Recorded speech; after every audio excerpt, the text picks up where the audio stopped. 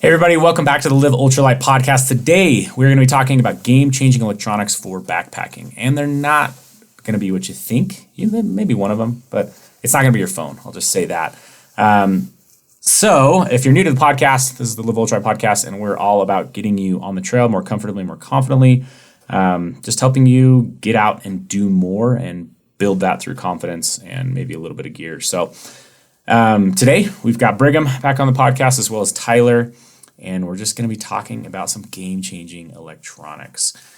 One thing I wanted to bring up is that this podcast is sponsored by our Live Ultralight membership over there at Outdoor Vitals. So some of the gear we'll be talking about will be available to members at their additional discounts and with rebates. So be aware of that. The membership is awesome, and thousands of you guys are loving it. So, okay, let's just dive right in. We've got two electronics we're going to be talking about today. Again, not your phone, not a battery bank or something like that, but two highly, highly useful products, and both of them actually happen to be from Garmin. We're going to be talking about the Inreach GPSs, and we're also going to be talking about watches. The watch side is pretty interesting, and it's going to be, I would just expect you to, you're going to want to listen. There's the watch has changed the game for me this year, and it's been stuff that I didn't know.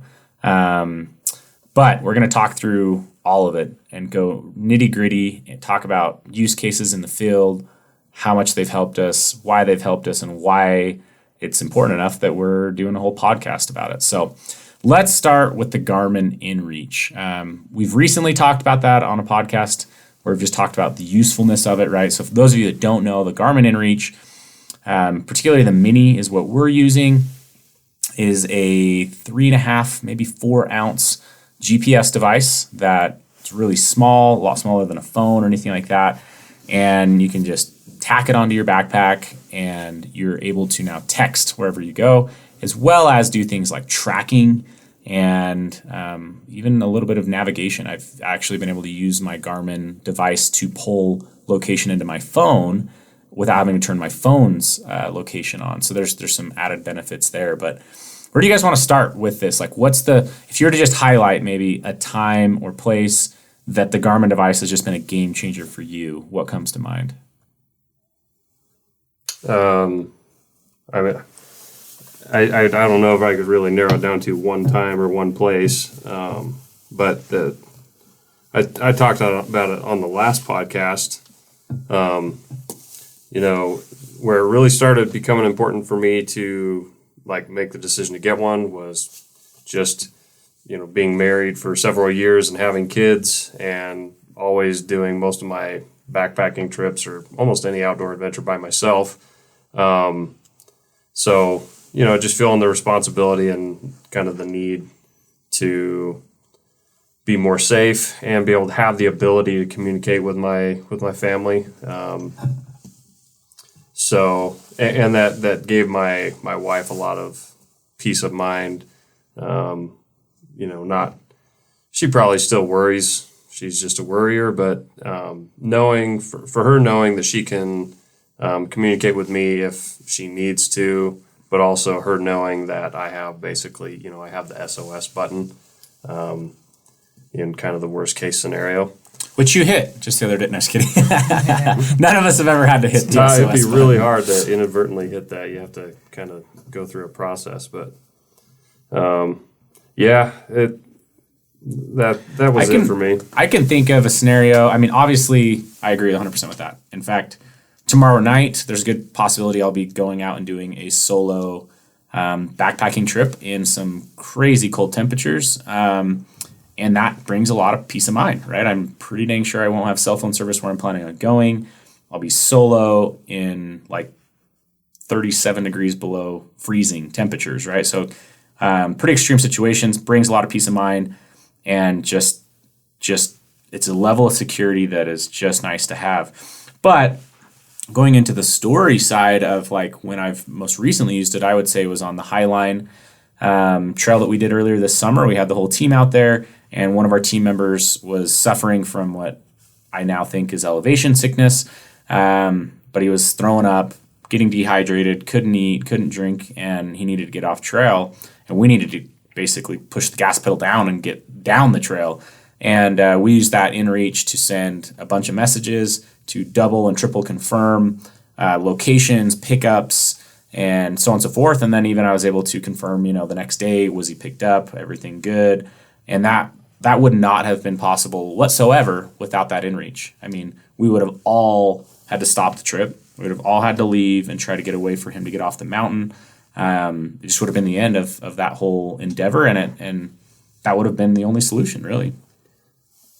Yeah. So the other side of the value of the Inreach for that trip specifically was after he got off the trail, we were in that 12,000 foot high pass, and we were trying to decide if we were going to be able to safely make it over the pass and into the next 12,000 foot high pass. And so pulling those weather reports from the Inreach was really helpful in our decision-making process. And so that was another side of it where it really helped. Yeah, I've never pulled weather as much as I did on that trip. We were just constantly, which and something valuable to know, because I wasn't even sure when I was pulling the weather, like the cost on pulling the basic weather report is the equivalent cost of sending one message.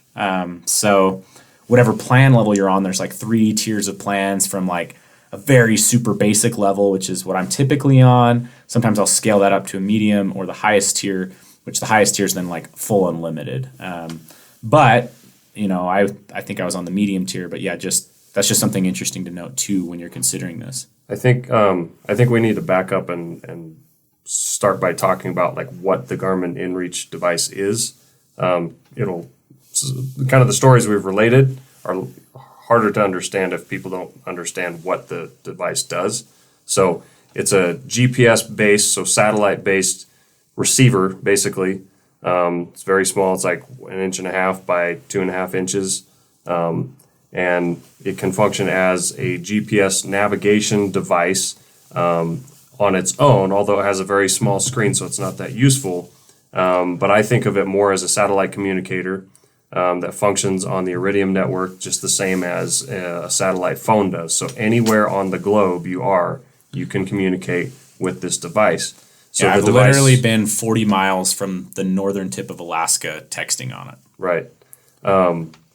So you can also sync the device via Bluetooth to a cell phone, and that way you have the access to a larger screen and things like that. So what else you can do with it, aside from it positioning your device on the earth, which is what it does, it can send out text messages and receive text messages, which you can do on the device itself or through your cell phone, via Bluetooth, which it's easier.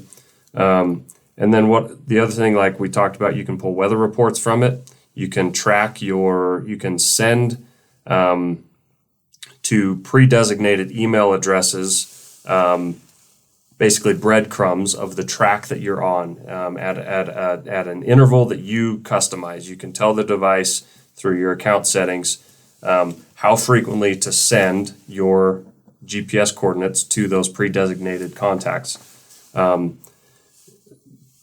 being said, you have an account that's associated with your Garmin account that you can designate certain contacts, and it can also sync to the contacts on your phone, which some of these, it's really important to understand because it really helps to understand the usefulness as a whole of the product. So as you can send those coordinates at a pre-designated interval, anytime you want, you can also set up preset messages that are text messages that don't count against your text message quota that you pay for in your subscription.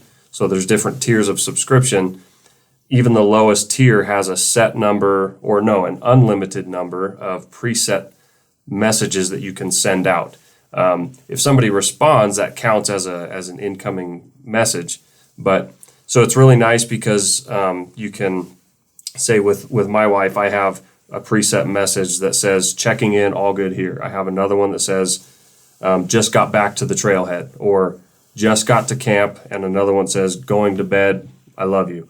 And I don't have, you can set them up to be whatever you want. And as long as the person that is on your contacts that receives those, they understand what the system is, then they're very useful.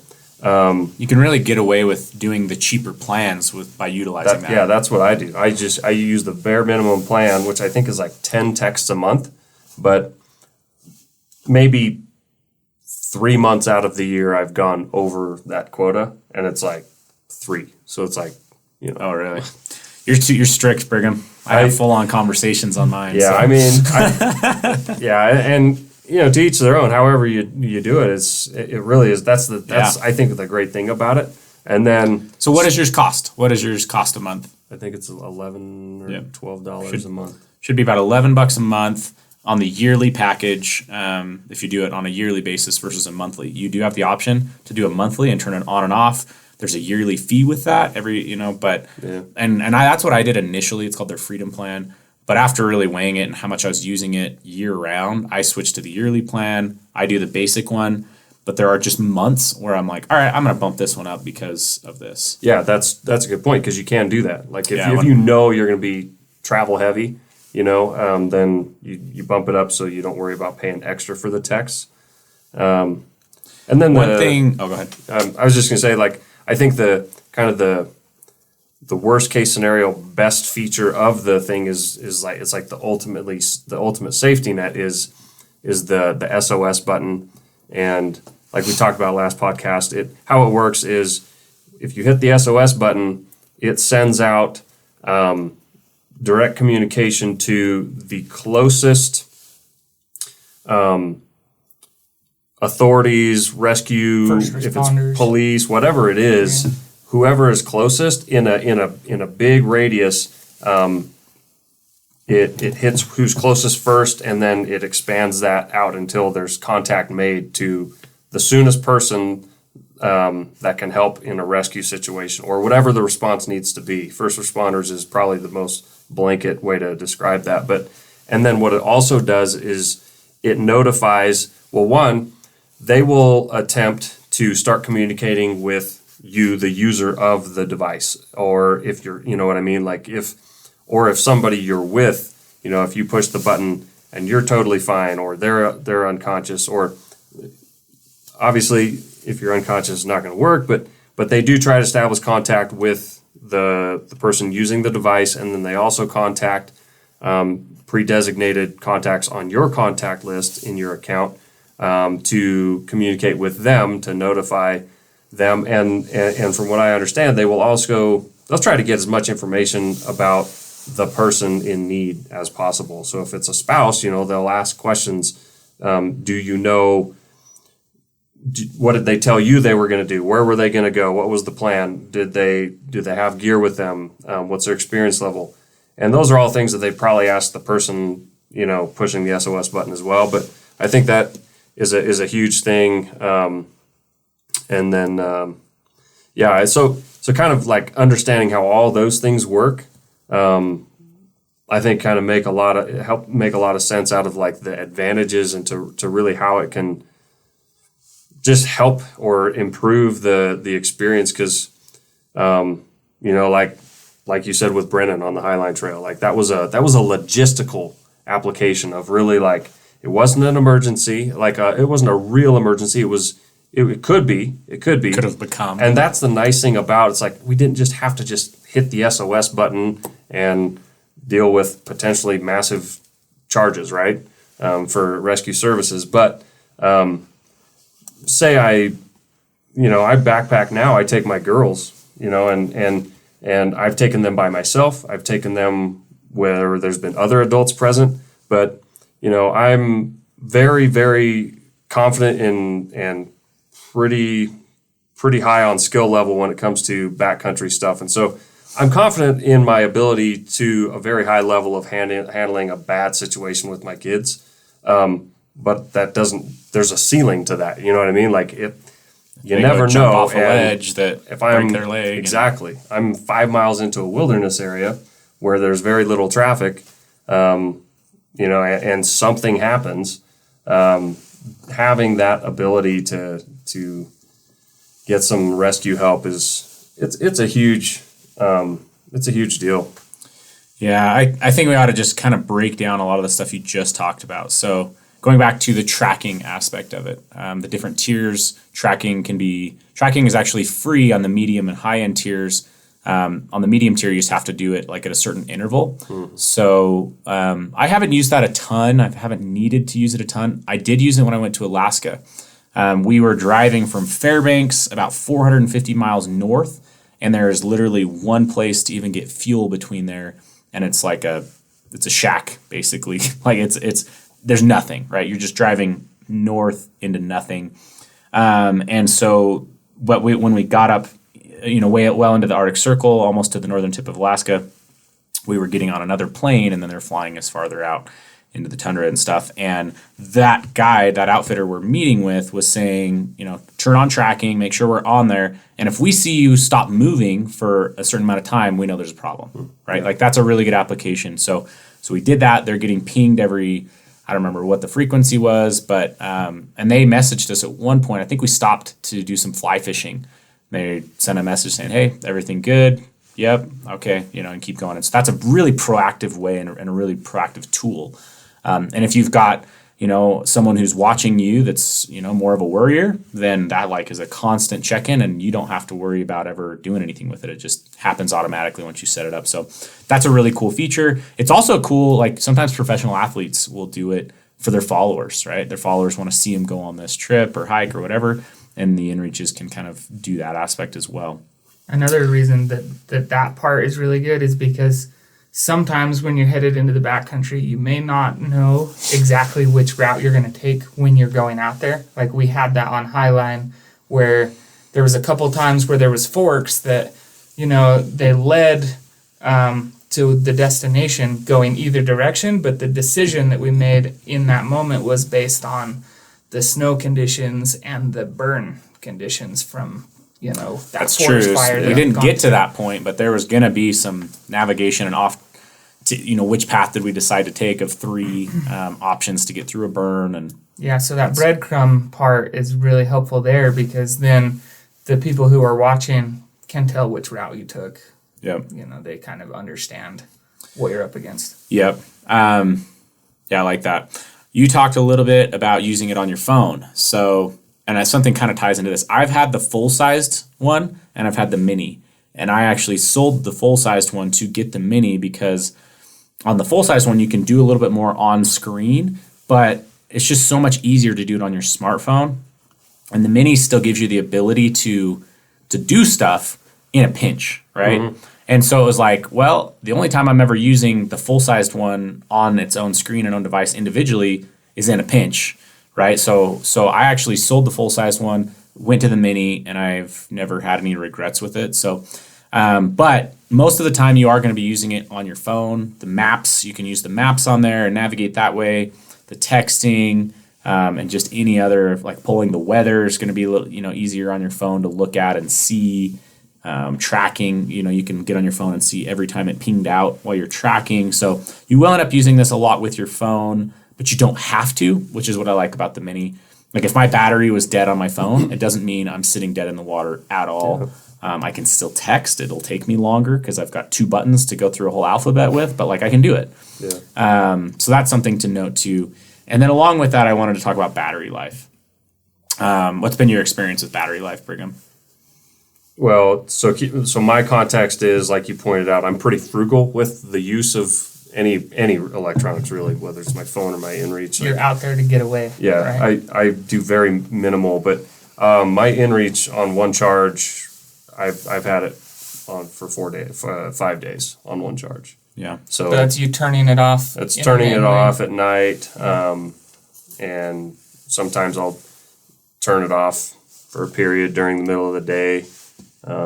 But that is doing, at least 3 preset check-in messages, and then every once in a while, a little bit of navigation, like pulling my phone out and checking the navigation. And so I would say that's probably on the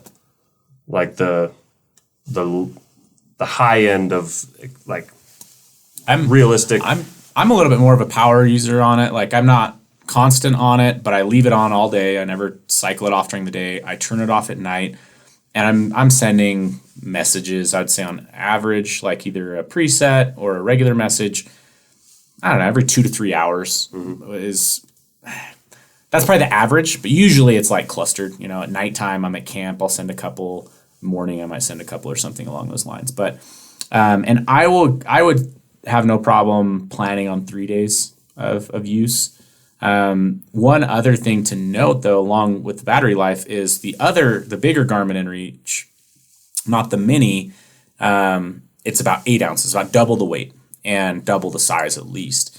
But when you need to charge it, you have to realize like it's a bigger screen, it's a bigger device, and it has a bigger battery. So one thing I've kind of been noticing this year is just like if you do need to charge the mini, like it doesn't drain as much off of your battery bank either. So it's not a cell phone size battery in there, you know what I mean? And it's still lasting 3+ days. So it is, and I do think you could definitely get much longer out of it if you're really kind of cycling it on and off as needed and stuff. I bet you could get close to 5 days if you're really diligent if you needed to. But battery life has just always been very, very good with those Garmin devices. Both of my Inreaches, both the big and the small. But the full size wasn't any more battery than the mini, though, right? For how many days? It lasted the same amount of time, but I think it just takes more to charge it. So, yeah.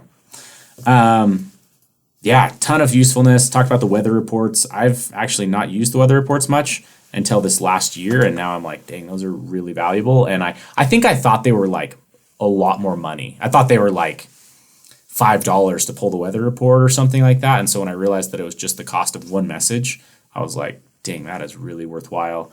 There's a premium weather one. I did find out this year that really just doesn't give you any more data. I thought it was going to, and I paid for pulling a premium weather report, and I would say just stick with the basics. It basically takes the same exact data and gives it to you every single hour, rather than like in 4-hour increments. And when you're on the mountain and it's just all generic numbers anyways, like the basic was well worth, just really wasn't any more data pulled out of the premium, but they do have some options there you can be aware of. What's the radius around your location that they pull the weather for? Is it like a 5-mile area or I think smaller? they just do the best they can, and in different areas they're going to have more accurate data. So I don't know. I don't think I'm an expert on knowing exactly how they're pulling it, but with Highline, it kept saying like 50% chance or something like that, but it was like 100% chance that sometime in the day it would be raining or snowing. Mm-hmm. But like the weather, so there's maybe a little bit of learning curve to understand that. Brigham says the best way is like, if it's a 50% chance, if you're on the peaks, it's 100% chance. You know what I mean? So learning to kind of understand that can be important. But overall, the Inreaches are awesome. What are kind of the cons people should be aware of with them? I mean, we're big fanboys. We use them, but like, what are the negatives people should just understand? I would say one for me is, typically I'll put it on the outside of my pack so that it can stay more connected and have better ability to stay connected. But like, don't expect this to work like a cell phone, where it's like instant send and instant receive. Like it just doesn't work quite like that. It's more like it'll pull every 15 minutes. It'll attempt to pull in a message. You can obviously dial that up and down, and then when you send a message out, and my experience is like on most days there's clouds and there's stuff like that, and so it typically has to have a pretty good line of sight to pull in messages or send them out. Not that clouds stop them, but I'm saying like if I put it in the top of my backpack, like that would probably affect it to where it wouldn't be able to get messages in and out through the fabric even. So just keeping it line of sight with the sky. So that's probably like one of the cons. Is just don't think it works like a cell phone where it's like instant send, instant receive. It's going off of increments and intervals in pulling that in to save you battery. We had a unique situation in a fast pack trip through the Tusher Mountains where Tayson and Brennan were needing to go a slower pace than the rest of us who were running the trail. And since we had 2 Inreach minis on the trail, we split up. We felt fairly comfortable with that. But at the same time, like, I don't know if it was because it was extremely overcast and it was raining a ton and there was just a ton of weather there. but like your messages back and forth were quite delayed. Well, right? no, it was actually I couldn't message him because Garmin device to Garmin device, you have to message them through a Garmin email address rather than I couldn't message his Garmin device's number because like your Garmin device will have its own number. It wouldn't let me. It said you're trying to text someone who is another Garmin user. You need their Garmin ID. So we had to swap Garmin IDs before we were able to message back and forth. So that's a nuance that's worth knowing for sure. Yeah. One last thing is anytime you send out a message, it will auto tag your location on it without you, like meaning the message that the receiver gets. So if I'm messaging my wife, she gets that. It'll have a link or whatever at the bottom that she can click and it'll show her exactly where I'm at on the map without me doing anything extra. That's definitely another added benefit of it for just kind of keeping those constant tabs. But any other cons? Yeah, I mean, it is an added. It's one more item that you take And have to charge. and have to charge if you're gonna do if you're gonna do multi days. Like if you're gonna do more than 3 days, I would probably just plan on having a way to charge it. yeah. Because then what's the point in carrying around? So it is one to two more items that you're taking. So that's a little bit of weight, a little bit of bulk. And I guess it's not necessarily a downside. It's just something to keep in mind. It's like there's a financial price to it. It's not an insignificant purchase in my mind. The people that I've talked to recently that are like getting them, right? Like a great way that like helps them understand the value of it or extra value of it. Cause some of them aren't power users like we are, where we're using them every week or every month at a minimum. So it is like the other benefits of it. Let's say you leave it in your car and your car breaks down where you don't have cell phone service. Let's say for me, like my brother, what kind of convinced him to get one is he's getting it, but he's looking for uses. And he's like, I live next door to our parents. They're always going out on these jeeping trips. And, they just really like doing the overland stuff. And he's like, I can just send it with them and then they can stay connected. And then we all feel safer about it, right? So there is additional ways to use it other than just backpacking on the trail. So be aware of it, For sure. I mean, so I grew up doing a lot of snowmobiling, like backcountry snowmobiling, and like avalanches it's like number one priority. It's like constant avalanche awareness. And, people in Utah die every year in avalanches. And, but if I think back to when I was in high school and I've helped people get out of sinkholes that have had like really bad accidents. I've helped injured people. But now, like thinking now, whereas like say I was riding with somebody and they got caught in an avalanche. Well, beacon safety is huge. It's a huge thing. But that's on that person. You know what I mean? And oftentimes, like so granted, this is a long time ago. I'm sure there's people doing this already, but it's just an example that I can think of is like if I'm riding with somebody and they get caught in an avalanche or have a bad wreck and there's some serious damage. Back then, it was you ride back to the trailhead and hope you can get service or have somebody drive down the canyon 45 minutes to get service to call the ambulance. And then now you're 2-3 hours post-event that like, so just thinking about that is like, man, if I were riding with somebody and they had an accident or an avalanche, yeah, they may punch their beacon, but I'm punching the SOS because I'm alive, right? And so just, things like that. Off-roading, like a lot of backcountry travel, motorized and stuff like that. Just huge. International travel too is there's a place. You don't want to buy a SIM card or pay roaming. You can just use your Inreach. Yeah. I hadn't taken it internationally, I guess, yet, but that's a good point. Yeah. I know some people who they use it that way, and it's like they don't have to do a whole lot of communicating when they're not on Wi-Fi. So they'll do Wi-Fi calls and then Inreach. That. Yeah. That's really interesting. Okay, so we're going to transition on to the next piece, which I think will be really it's fascinating to me, but just so you guys know, these are now available. We are now retailing the Garmin Inreach Minis for our Live Ultralight members. For those of you who don't know what the Live Ultralight membership is, it's a $10 a month store credit membership. They will automatically charge you $10. That instantly loads into your account as store credit. And then you get things like 10% off. You get instant rebates on the retail items. So like this Garmin Inreach is going to have a pretty good rebate on it, or whatever, it's trekking poles or anything else that we retail. Food is honestly the thing that moves the most. A lot of people look at the membership as like their food fund, like $10 a month that goes into backpacking food, and you cannot buy backpacking food cheaper than through our membership. So that's a good way to look at it too. But just be aware, we do have the Inreaches on the website. We don't have a massive stock of them, and we had to wait a while to get this stock. So if you are interested, you probably want to move quickly on that. Before we dive into the next one too, just wanted to remind you guys that if you've got questions or comments as you listen to this, make sure to send those over to us. There's two ways to do that. One is to just email us at liveultralightpodcast@gmail.com. Again, that's liveultralightpodcast@gmail.com. Or we do have also a YouTube channel where we're posting these up. And a big reason that we did that just recently was to be able to communicate with you guys and have the comment features. So just be aware of that we will do that. And I'm actually going to read a comment a little bit later on. So reach out to us. Let us know what you think. Let us know if you have questions or anything related to the topic. So, all right, let's talk about Garmin watches. I guess it doesn't have to be Garmin, but we're pretty dang biased towards Garmin personally. But I don't even know where to start with the Garmin.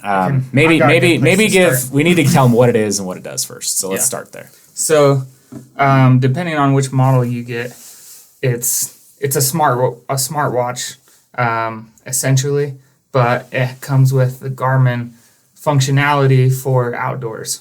We'll just kind of start there. Back when I was running my own brand, I was selling Apple Watch straps, and I was really bought into the whole Apple Watch world. But after a few years of trying to use them outdoors, it just was not the right fit for me. For one, the watch itself was really heavy and it would bounce a lot and hurt my wrist, like when I was mountain biking. But also, the battery life wasn't great, and there was just a lot of things that I was looking for. So I started this big search.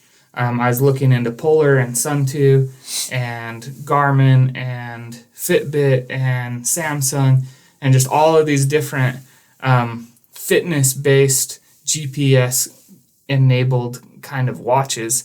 And I settled on the Garmin one because it kind of hit everything that I was looking for. Like, it had the GPS functionality, it had amazing fitness tracking. The watch that I chose is a tactical version, which meant that you can use it with gloves on, which was great for winter stuff and for mountain biking and for the motorcycling that I do. And then two, it didn't have any of the stuff that I didn't want. Like, one thing that drains a smartwatch's battery faster than anything else is that super bright LED touchscreen, as well as the music functionality. So I wasn't interested in that at this point. And so that was why I went to Garmin. And from there, we've learned an incredible amount about our own fitness and our navigation and just our trips by using these watches. Yeah, so Garmin themselves have a whole series of smartwatches with LCD screens and music and stuff like that. Mm-hmm. And some of the people in our office use those, one of them, because he wants music. It was a big deal that he had music on his watch, really important to him. But from just a tactical and backpacking perspective, training perspective, maybe not quite as good as what we're retelling. If you can read between the lines, we are going to be offering these, which is the Garmin Instinct Solar. That piece is definitely a little more tactical, and kind of like Tyler said, you can get as many notifications on it as you want. You can read messages, you can get calendar invites and stuff. And I think the way that you pitched it to me back when I was first getting it is, I like it because it has the right amount of notifications and not extra. Like, I'm not getting on here and texting and doing my whole life through it. It's like my phone's in my pocket. If I need to send a big text or something like that, I'm going to do that anyways. Or I'm not going to be getting on whatever other app that are TikTok or Snapchat or Yeah, you know what I you're mean, not whatever it reading is. Like you your don't need email on your your watch watch. to do those things. You have your phone, Yeah. which to me is really great because basic of a watch is, obviously to tell time and have timers and alarms and stuff like that. But it does give me the notification, oh, like this meeting's about to start, I need to be in it, or I got a text message, I can quickly glance and see like I need to take care of this now or not. So it has a really good balance of that. But the biggest thing with these is really more of the tracking. So it has a heart rate monitor on it, and mine, Tyler's is a little bit older model, also has an O2 sensor on it as well. And that's really, I think, what changed the game for me along with the tracking. So I first got this watch earlier in this year. We were looking at doing some training and just thought it was like, I need to be aware of what this product is anyway. So I got it, and it was like a switch for me, at least, to kind of gamify training and health. And I just latched onto it. So we were looking at starting to run, and I hadn't run or trained to run in so many years. I don't know, since high school or something. But I had attempted to trail run before. I'd attempted some of the stuff, and I just burned out. Didn't have the right reasons why. And me personally, like I could run a mile or two on a treadmill, and every time I did that, I was like watching the numbers and trying to set these mini goals for myself. Like my personality is just kind of that way. And so when I put the watch on and started running, instantly I was able to kind of gamify it and see how I was doing compared to yesterday or the day before, see what my heart rate's at, see if I can get it lower with the breathing technique, and I just started, it allowed me to gamify it and kind of enjoy the fitness side as well as being outdoors. I was always going to the gym because I enjoy the fitness side, but when I go to the gym, I feel like a hamster in a wheel instead of like I'm getting fresh air and those other elements that can be important. So for me, this big switch turned on of like a level of training gamification that I really, really liked, and allowed me to really get in the best shape I've been in for over 10 years this last year. So that aspect was really cool. And there's a lot more with the health tracking. So I remember when Tyler first said, I sleep with my watch on, people were like, what is wrong with you? You're crazy. But why do you do that? So like for me, one of the biggest values of using the Garmin watch is you get this baseline health kind of metric just from normal day living. Like it can tell you how many calories you're burning. It can tell you like how much energy you have versus last week, and it can tell you just kind of like how to plan for things, really. And so the reason that I sleep with it specifically is because it tracks your sleep. It tells you how much time you're spending in light sleep, in REM sleep, and in deep sleep. And it just helps you to like make better decisions before you go to bed to get better rest, and then you have better energy the next day. Then you can push harder, you can do more, and it just kind of all builds. And so I sleep with it, I shower with it. Like it really only comes off if I have to charge it.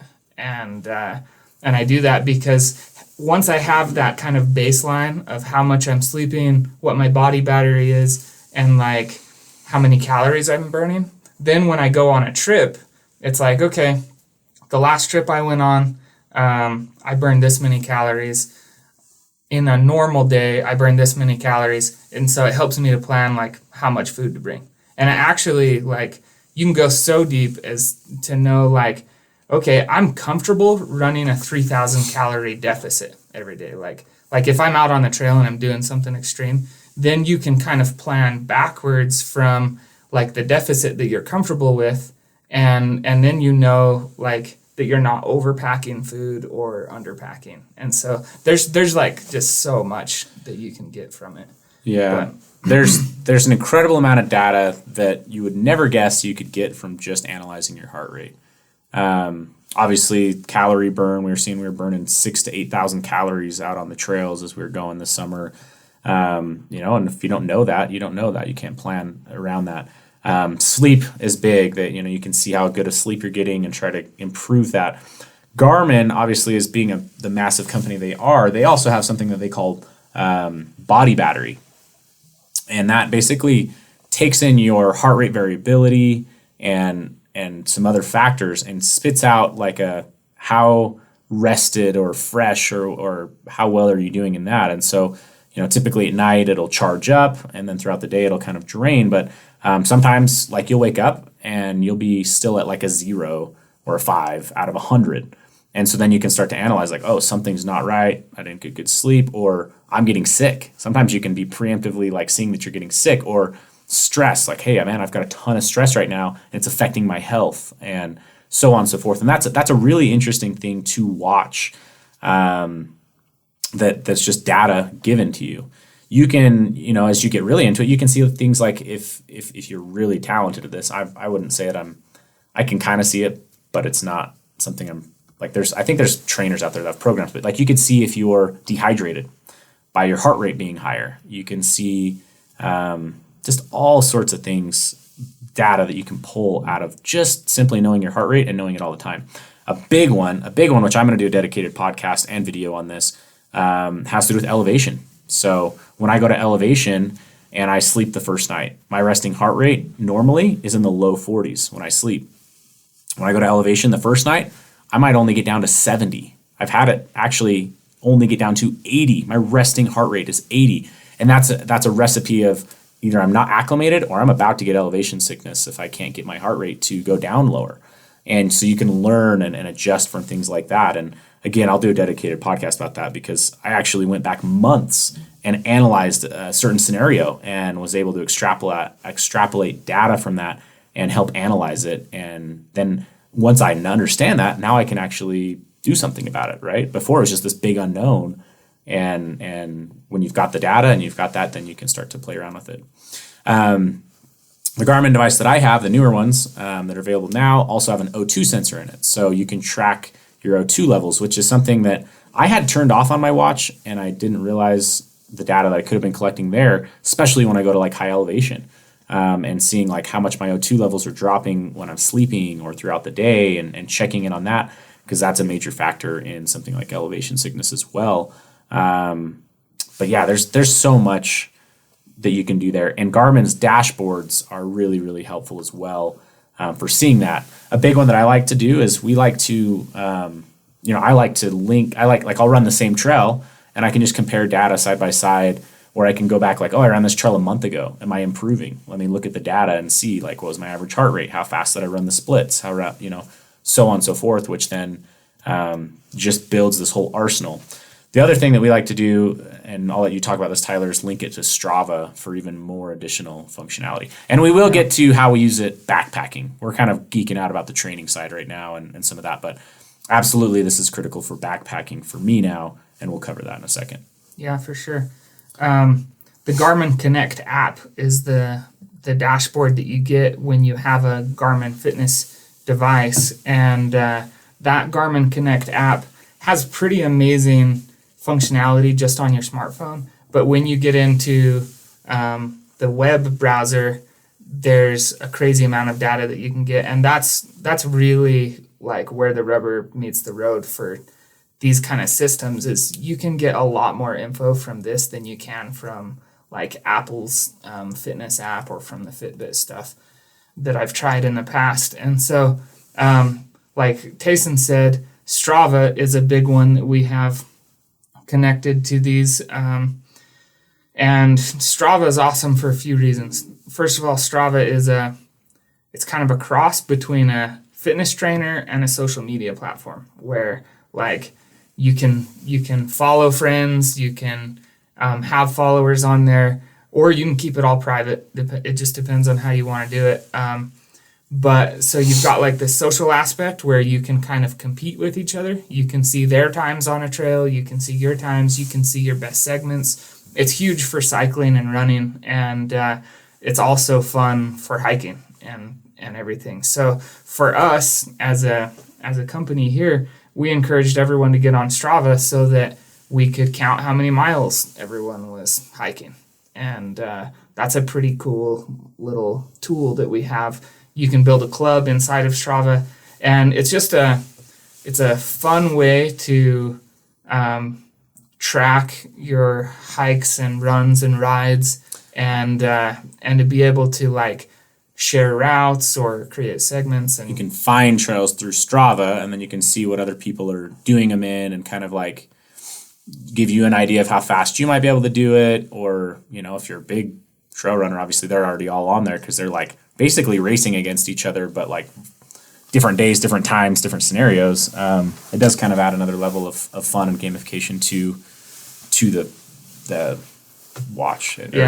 So I've actually used it as kind of an R&D log for product testing. Like anytime that I go out with a new product, I'll as soon as I finish that hike or fast pack or something, then I'll just throw my photos in Strava. I'll like do a little debrief in there, and then when Brigham starts asking me questions about how much I used something, I can kind of get in there and I can see the route that I did. I can describe the terrain. Like there's all this other info that I have, and so that's a really good thing as well. Yeah. So there's people that could give you so much more information on the usefulness of the training side and the health side, and I just know personally my own personal situation with it is it's been a game changer for me.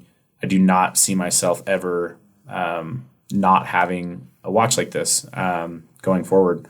And if it broke tomorrow, I'd buy another one right away because like I would be like, oh man, I'm losing data. You know what I mean? Because it's like I just lean on it and learn from it so much. You know, and again, like even like going back to the battery thing, it's like you're more likely to get sick if your body battery is low. You know what I mean? Like, and just trying to maybe just avoid stuff like that, and so on and so forth. But let's talk about a few more of the features and functions.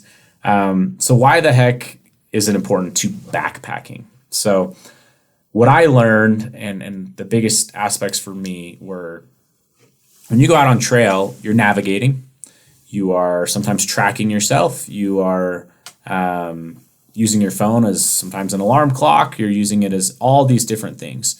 By having the watch, I was able to basically turn off my phone or put it in airplane mode. No location is turned on, anything. Like I can basically make my phone battery last an exceptionally long time because I'm using the watch. The watch is tracking my mileage. The watch is, you know, it's where I'm getting the time from. I can do some navigating on my watch if I choose to use it that way.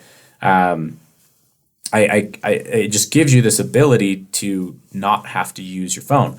A big one that I've learned and now I'm like addicted to is when I go to bed at night, I used to leave my phone on.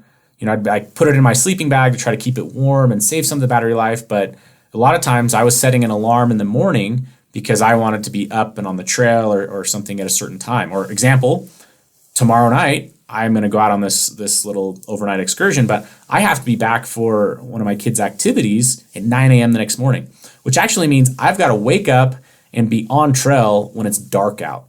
It's going to be freaking cold and sucky.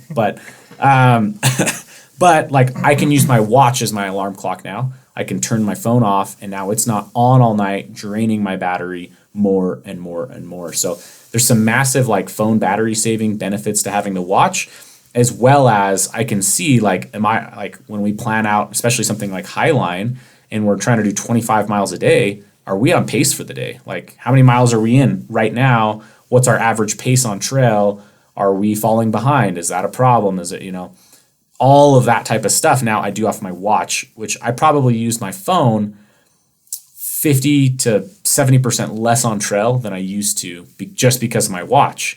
And my watch gets really good battery life. If I'm running the GPS all day, then I'll typically charge it like at the end of that day. It'll need a charge. I'll use 70 or 80% of the battery. That's running it like That's running hours. The GPS for 12 hours or something in a day. Yeah.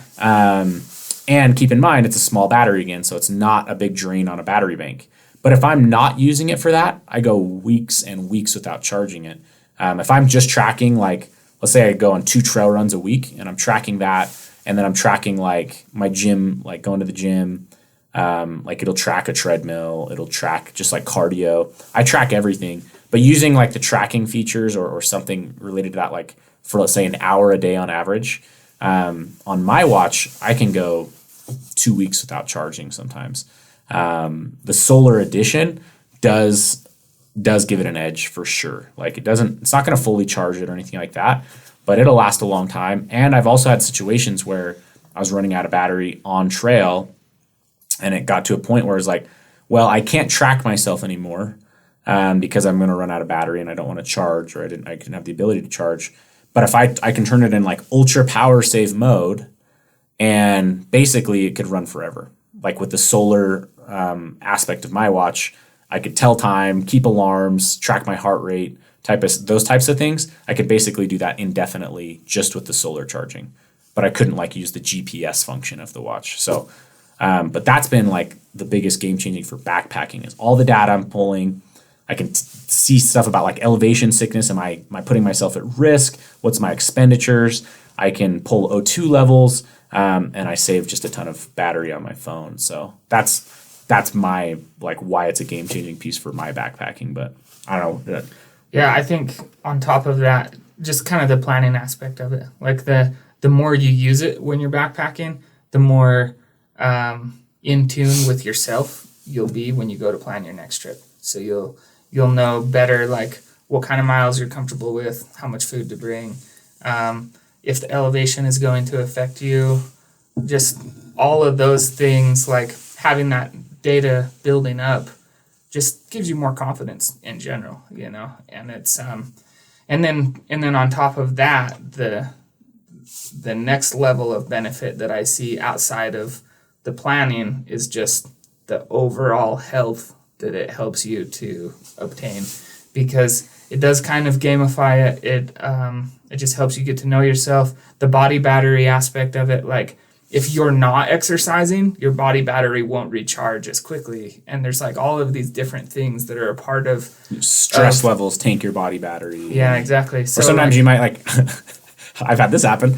I'm just feeling like I'm a grumpy old man all of a sudden, and I'll look at my body battery and it's like 0, and you're like, oh, I'm just drained. Like I'm physically out of sync right now, and you just know that, at that point. Or yeah, so it's like it just helps you to be healthier in general, and if you're healthier in general, you'll have better experiences outdoors. You'll be more safe, and you'll continue to get healthier. So that's another app that I use synced with it that has really helped me is MyFitnessPal. It's an app created by Under Armour, but it syncs extremely well with the Garmin Connect app.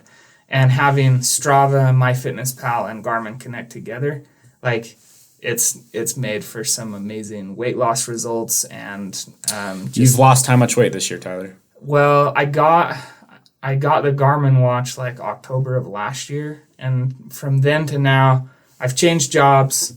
I'm a lot happier. I'm a lot more active. I'm having a good time. But I've been using all of this data, so I've lost about 40 pounds in that time. Yeah. So, yeah. Yeah, this year, using all this stuff, kind of like, when you track your calories, you just, I'm not a calorie tracker. I don't use MyFitnessPal, but like, I'll track it a couple days and get a baseline, and then I'll kind of go for a while and track it again. But like, just little things like, when you're running at a deficit or over because you know how many you're burned.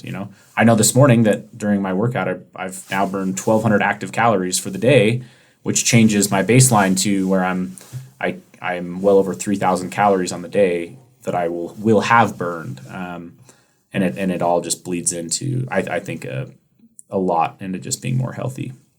Yeah. Brigham, do you have anything before I've got one kind of last feature that I think is really interesting? I know you don't actually have a Garmin watch. You have a different brand that you bought years ago, and you don't use it as much, honestly. I don't use it at all. Yeah. Yeah. So if anyone wants to buy it, what model is it? No, just kidding.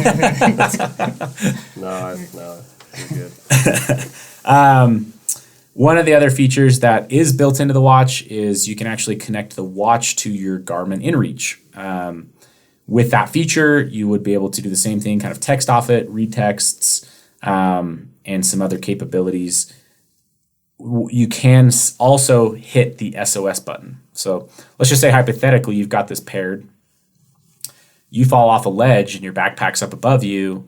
You could use your watch to hit the SOS feature. So I personally, it's paired, and I can pair it really easily again. I don't leave it paired all the time because it is a little bit of a battery drain. Not a lot, but just a little bit more. It might knock me down half a day or or something like that. So instead of being able to go 3 days, it might feel like I can only go 2.5 if that feature is toggled on. But it's kind of nice to know that I could reach over, connect it from my watch, and send an SOS as well. So there's just some other features that are built in and sync well there. Garmin's done a great job with the software as well as the watches themselves. But yeah, I can just say, like, my own personal belief on this is it's been probably one of the single biggest game-changing pieces of backpacking. I classify it as backpacking gear, but overall gear of 2021 for me. So they're awesome. They're on the website for our Live Ultralight members as well at a discount and with including a rebate. So same kind of deal. We don't have an extensive inventory on these, so if you are interested, I would act fast. But these are available, and if you're in our boat at all, this is something that I would categorize as just an absolute game-changing piece of gear. So, okay. All right, last thoughts on either of these devices or anything topic related, I guess. I think this podcast probably came off as like the watches especially are something that you use if you're super competitive. Because Tayson and I are super competitive, and so we use it to compete with each other. We use it to track everything and all that. But in reality, you don't have to go nearly that deep or like push yourself because you have it. It's just nice to have to get to know yourself better and to be able to do a little more. So. And going along with the whole topic of this podcast, right? The whole reason we have the Ultralight podcast is to try to help you build confidence, get the right gear, and get out on trail. And obviously, Brigham is still backpacking without a watch, So just keep that in mind. This is definitely like fringe stuff, stuff we're super passionate about and is 100% necessity for us. But that's because we kind of live and breathe this stuff every day. We backpack, for the Garmin Inreach, for instance, we're backpacking a lot, and we backpack a lot in really remote areas. So that's like a necessity at this point is how it feels to us. But we backpacked before we had an Inreach. We backpacked before we had a watch. So I just also want to call that out as well. Also, what I wanted to call out right now is a comment left on our YouTube channel. It's kind of funny, but going forward on the podcast, we're going to be reading reviews. We'll read comments off of the YouTube channel. So again, if you want to interact with us, you can leave comments there. If you have not yet left a review, please read a review and write a review, and we'll be happy to share it. So B Ninja is the name of this person. So thank you, Avi, for sharing information like these videos. It doesn't seem to catch a lot of traction in views, but I find great value in your podcast and bond to your products and company more with every video I watch. Thank you. Obviously, that's the point, is to bring value and help people understand it. The YouTube side is pretty new, so he's kind of saying like you don't have a ton of views here. It's a small fraction of the listeners of the podcast, but if you prefer that platform, go check it out. Go get subscribed. It's a separate channel than our big channel. It's called the Live Ultralight Podcast is the channel name. So just search Live Ultralight or Live Ultralight Podcast. You'll find it on there. But then you can comment. We can comment back, and it does open up a little bit of the social side as well. So if you haven't already, go subscribe to that and make sure to leave a review, because we will also read reviews on here when we're not reading comments. So with that, really appreciate you guys listening. Hope you've got some great value out of this. If you're interested in those products, again, go join the membership if you're not a member. If you are, thank you. We appreciate it. And hopefully you're just getting tremendous value, which I'm sure you are, because not very many people ever come back off the membership once they see all the value in it. But with that, appreciate it. Make sure you're subscribed, and we'll see you guys on the next Live Ultralight podcast.